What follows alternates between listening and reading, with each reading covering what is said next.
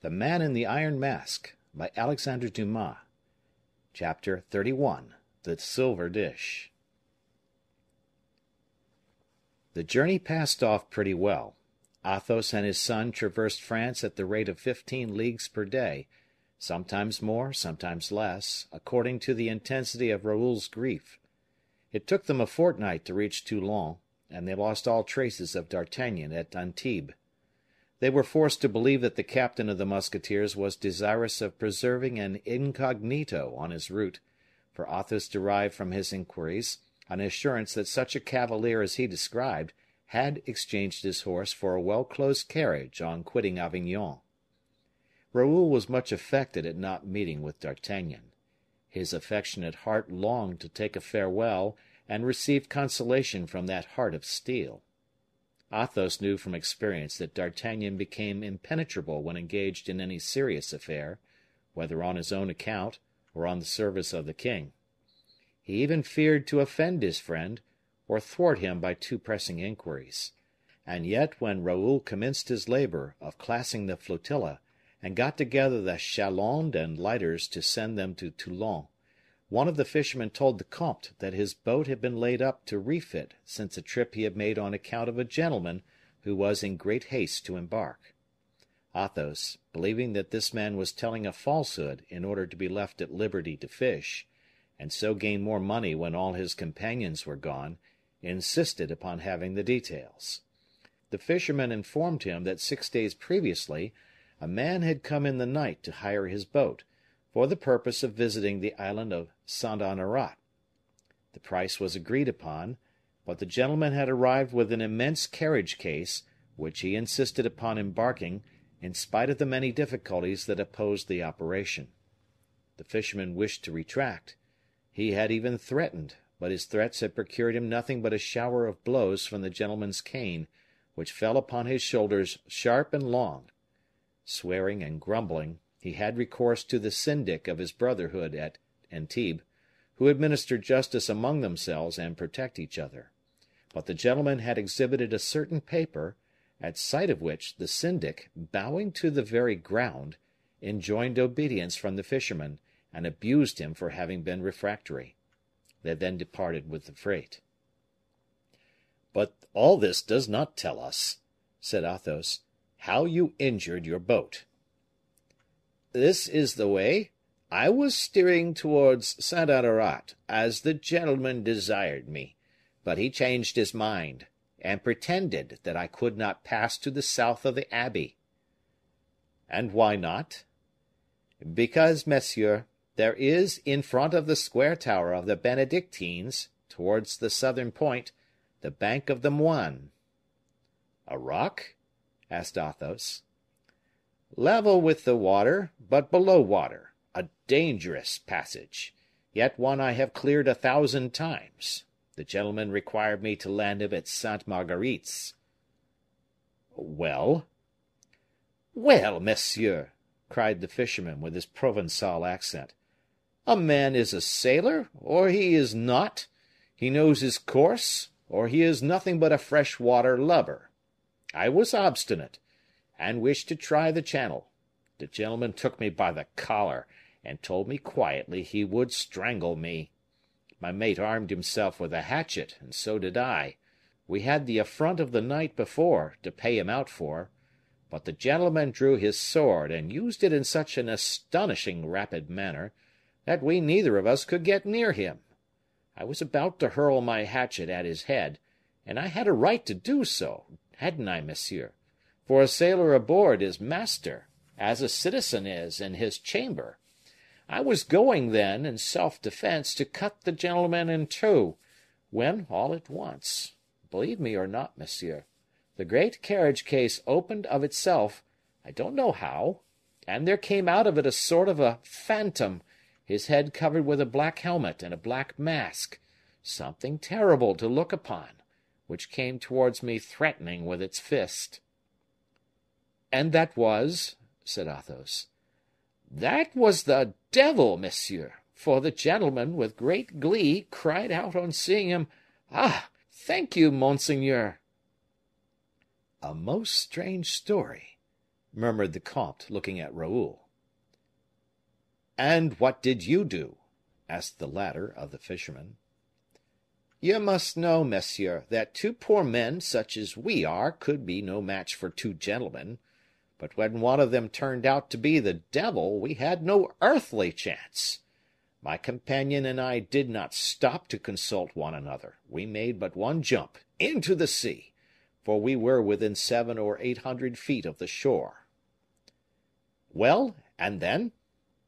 "Why, and then, monseigneur, as there was a little wind from the southwest, the boat drifted into the sands of Sainte Marguerite's." "Oh, but the travelers?" "Bah! You need not be uneasy about them. It was pretty plain that one was the devil, and protected the other; for when we recovered the boat, after she got afloat again, instead of finding these two creatures injured by the shock, we found nothing, not even the carriage or the case." "Very strange, very strange," repeated the comte. "But after that, what did you do, my friend?" "I made my complaint to the governor of Sainte Marguerite's, who brought my finger under my nose by telling me if I plagued him with such silly stories he would have me flogged." "What! Did the governor himself say so?"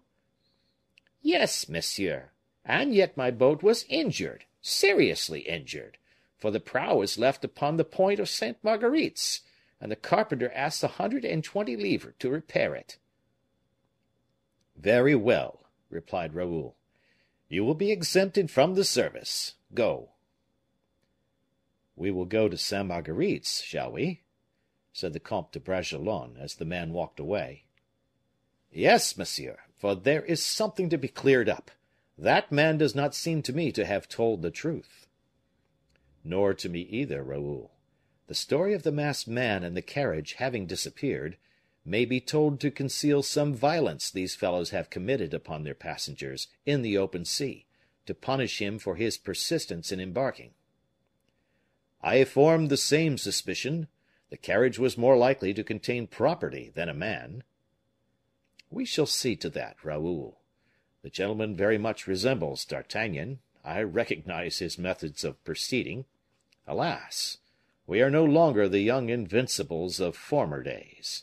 Who knows whether the hatchet or the iron bar of this miserable coaster has not succeeded in doing that which the best blades of Europe, balls and bullets, have not been able to do in 40 years.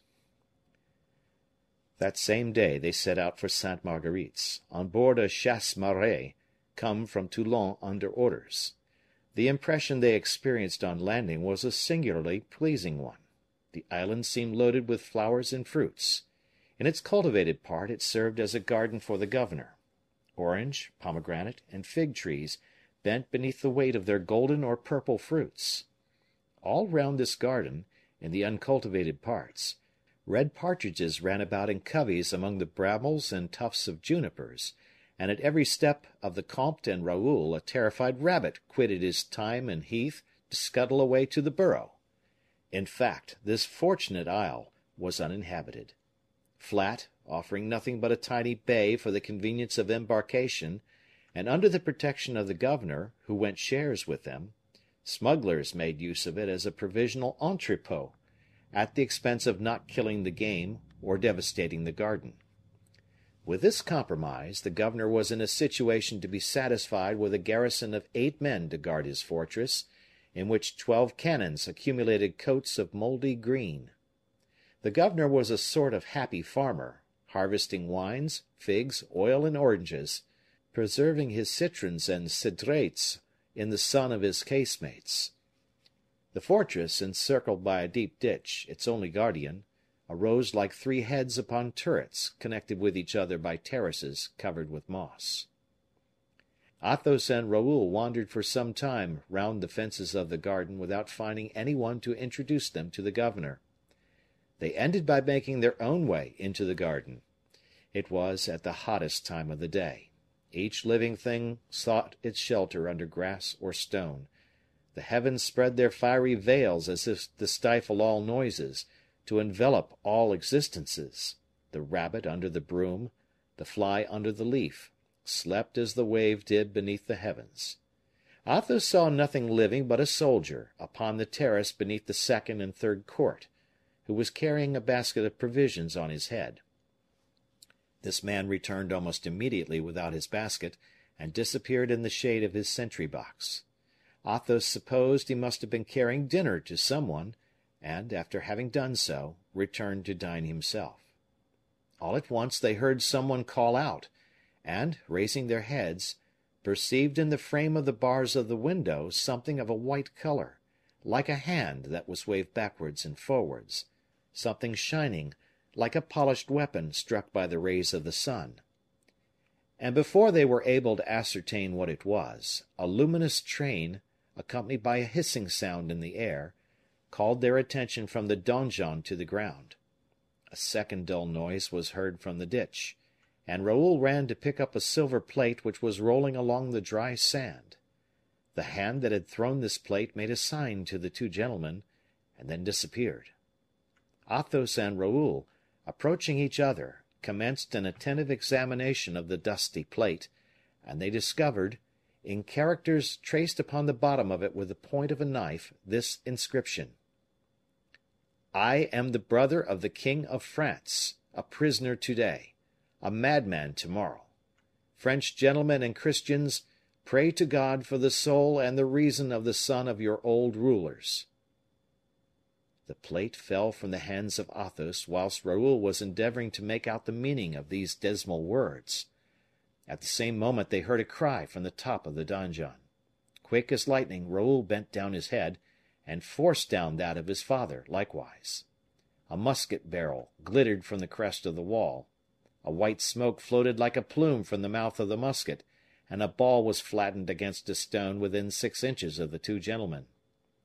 "Cordieu!" cried Athos. "What, are people assassinated here? Come down, cowards as you are!" "Yes, come down!" cried Raoul, furiously shaking his fist at the castle. One of the assailants, he who was about to fire, replied to these cries by an exclamation of surprise, and, as his companion, who wished to continue the attack, had re-seized his loaded musket, he who had cried out threw up the weapon, and the ball flew into the air. Athos and Raoul, seeing them disappear from the platform, expected they would come down to them, and waited with a firm demeanor. 5 minutes had not elapsed when a stroke upon a drum called the 8 soldiers of the garrison to arms, and they showed themselves on the other side of the ditch with their muskets in hand. At the head of these men was an officer, whom Athos and Raoul recognized as the one who had fired the first musket. The man ordered the soldiers to make ready. "We are going to be shot!" cried Raoul. "But, sword in hand, at least let us leap the ditch. We shall kill at least 2 of these scoundrels when their muskets are empty." And, suiting the action to the word, Raoul was springing forward, followed by Athos, when a well-known voice resounded behind them. "Athos! Raoul!" "D'Artagnan!" replied the two gentlemen. "Recover arms, Mordioux!" cried the captain to the soldiers. "I was sure I could not be mistaken." "What is the meaning of this?" asked Athos. "What! Were we to be shot without warning?" "It was I who was going to shoot you, and if the governor missed you, I should not have missed you, my dear friends. How fortunate it is that I am accustomed to take a long aim, instead of firing at the instant I raise my weapon. I thought I recognized you. Ah, my dear friends, how fortunate!" And D'Artagnan wiped his brow, for he had run fast, and emotion with him was not feigned. "How?" said Athos. "And is the gentleman who fired at us the governor at the fortress?" "In person." "And why did he fire at us? What have we done to him?" "Pardieu! You received what the prisoner threw to you?" "That is true." "That plate. The prisoner has written something on it, has he not?" "Yes." "Good heavens! I was afraid he had." And D'Artagnan, with all the marks of mortal disquietude, seized the plate, to read the inscription.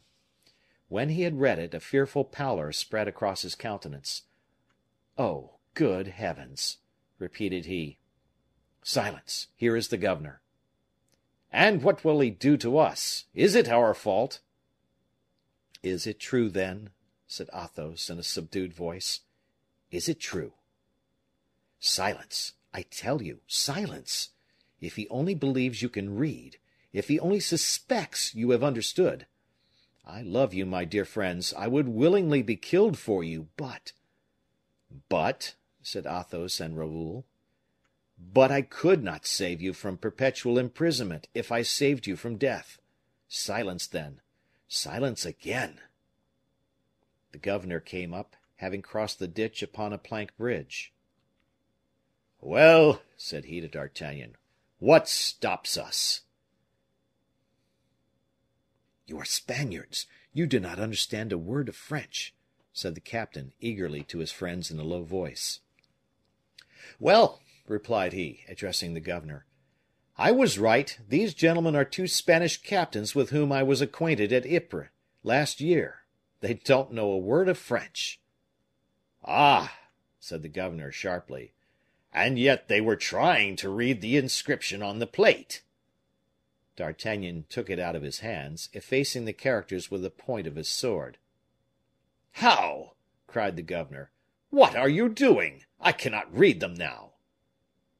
"It is a state secret," replied D'Artagnan, bluntly; "and as you know that, according to the king's orders, it is under the penalty of death any one should penetrate it, I will, if you like, allow you to read it, and have you shot immediately afterwards." During this apostrophe, half serious, half ironical, Athos and Raoul preserved the coolest, most unconcerned silence. "But is it possible," said the governor, "that these gentlemen do not comprehend at least some words?" "Suppose they do. If they do understand a few spoken words, it does not follow that they should understand what is written. They cannot even read Spanish. A noble Spaniard, remember, ought never to know how to read."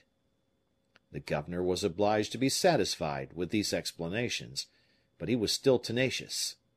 "Invite these gentlemen to come to the fortress," said he.